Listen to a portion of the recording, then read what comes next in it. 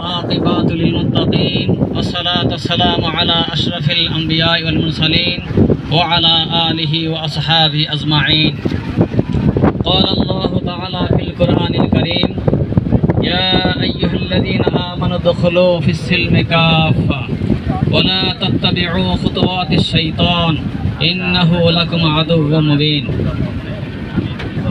উপস্থিত গাজীপুর মহানগরের অন্তর্গত গাছা থানাধীন বিভিন্ন মসজিদের সম্মানিত ইমামগণ এবং বিভিন্ন মাদ্রাসার সম্মানিত ওলামায়ে কেরাম এছাড়াও অন্যান্য ওলামায়ে কেরাম বিশেষ করে এই ওলামা দলের সাথে সম্পৃক্ত এবং নেতৃত্ব দানকারী বিভিন্ন পর্যায়ের দায়িত্বশীল ভাইরা সকলের প্রতি আমার আন্তরিক সালাম ও শুভেচ্ছা।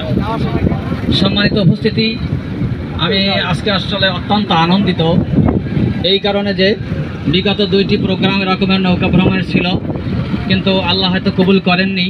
সে কারণে আমি শত প্রস্তুতি হওয়ার সত্ত্বেও আমার সেই ভ্রমণে অংশ নেওয়া সম্ভব হয়নি। তা আজকের সেই রকমের একটা প্রস্তুতি ছিল না, তারপরেও যেহেতু আল্লাহ কবুল করেছেন তাই আপনাদের সঙ্গী হওয়ার সুযোগ পেয়েছি। আর এই সঙ্গী হওয়ার সুযোগ পাওয়ার জন্য মহান রব্বুল আলামিনের দরবারে শুকরিয়া আদান করছি, আলহামদুলিল্লাহ। সম্মানিত উপস্থিতি, আমি আপনাদের খেদমতে মহাগ্রন্থ আল কোরআনুল কারীমের একটি আয়াতে কারিমা তেলাওয়াত করেছি।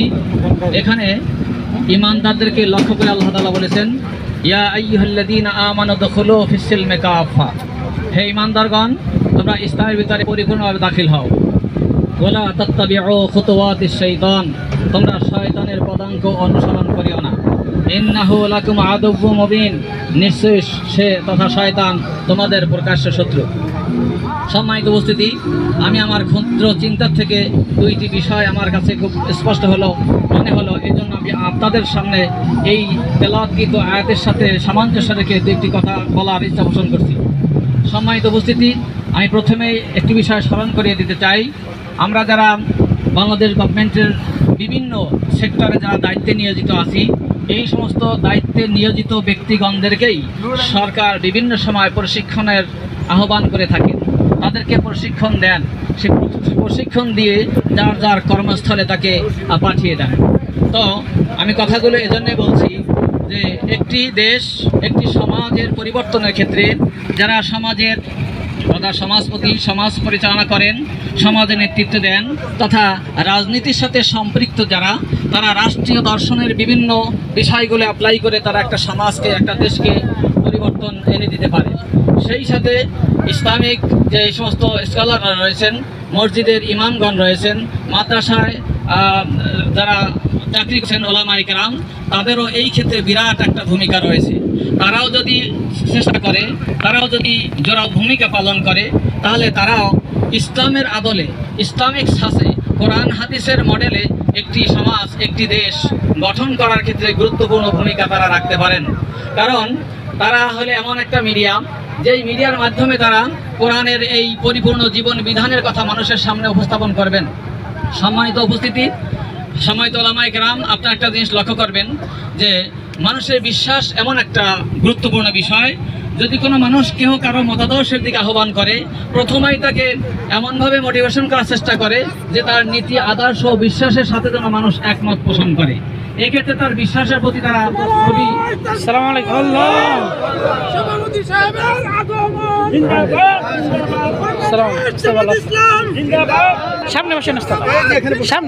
সম্মানিত উপস্থিতি, প্রধান মেহমান এসে গেছেন। আমি বেশি দীর্ঘায়িত করবো না, তো আপনাদের বলতে চাই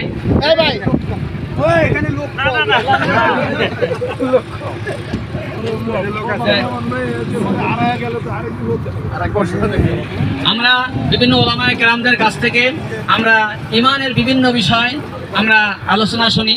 হাদিসের আলোকে আমরা দেখতে পাই যে প্রথমে ঈমান, ইসলাম এবং ইহসান তো এই ইমানে এবং ইসলাম এবং ইহসানের পক্ষে অনেকে কথা বলতে গিয়ে কথাগুলোকে বিশেষ করে ওলামায়ে কেরামরা কিছু ওলামায়ে কেরামরা বিগত 100 বছর ধরে তারা মানুষের সামনে এমনভাবে উপস্থাপন করেছেন, তো যেভাবে তারা ইসলামের পরিস্থিতি তুলে ধরেছেন আমরা সাধারণ মানুষরা সেভাবেই ইসলামের পরিস্থিতি পেয়েছি, সেভাবেই আমরা আমল করার চেষ্টা করছি।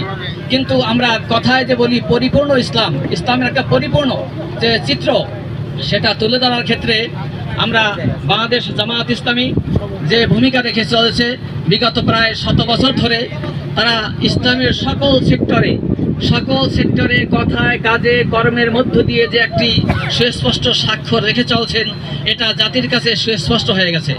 বিশেষ করে আমরা লক্ষ্য করি আমাদের এই সমাজ জীবনে, আমাদের রাষ্ট্রীয় জীবনে বিভিন্ন গুরুত্বপূর্ণ কাজের থেকে তারা জনগণের দৃষ্টিভঙ্গিকে অন্যভাবে তারা মানে অ্যাভয়েড করে চলতো, যে এগুলো সাধারণত ইসলামের কাজ না বা রাজনীতি করা ইসলামে হারাম, এ নানান রকমের কথা বলতো। কিন্তু আপনারা যদি লক্ষ্য করেন যে মাদ্রাসায় আগেকার সময় বিশেষ করে 3য় শ্রেণী থেকে কামিল পর্যন্ত প্রত্যেকটি ক্লাসেই ইসলামের ইতিহাস ছিল, ইসলামের গুরুত্বপূর্ণ বিষয়গুলো আলোচনা হয়েছিল। সেখানে যদি আমরা ইসলামের ইতিহাসের যদি আলোচ্য সূচিটাও দেখেন, আপনারা দেখবেন বিশ্বনবী মুহাম্মদ রাসূলুল্লাহ সাল্লাল্লাহু আলাইহি ওয়াসাল্লাম এবং তার সঙ্গী সাথীদেরকে নিয়ে ইসলাম প্রচারের যে ধাপগুলি অতিক্রম করেছেন, সেখানে ব্যক্তি, সমাজ, আপনার সমাজনীতি, অর্থনীতি, শিক্ষানীতি, রাজনীতি, এই সকল সেক্টরে যে ভূমিকাটা রয়েছে, কিন্তু আমরা সেই সমস্ত রাষ্ট্রীয় বিষয়গুলোকে অ্যাভয়েড করে আমরা শুধু ধর্মীয় কিছু বিষয় নিয়ে আমরা আলোচনা করে বা আমাদের জাতির সামনে তুলে ধরি। তো বাংলাদেশ জামায়াত ইসলামী তো সেই সকল সেক্টরে মানে যেভাবে ভূমিকা রেখে চলছেন, আশা করি জাতির কাছে বিষয়টা সুস্পষ্ট হয়ে গেছে।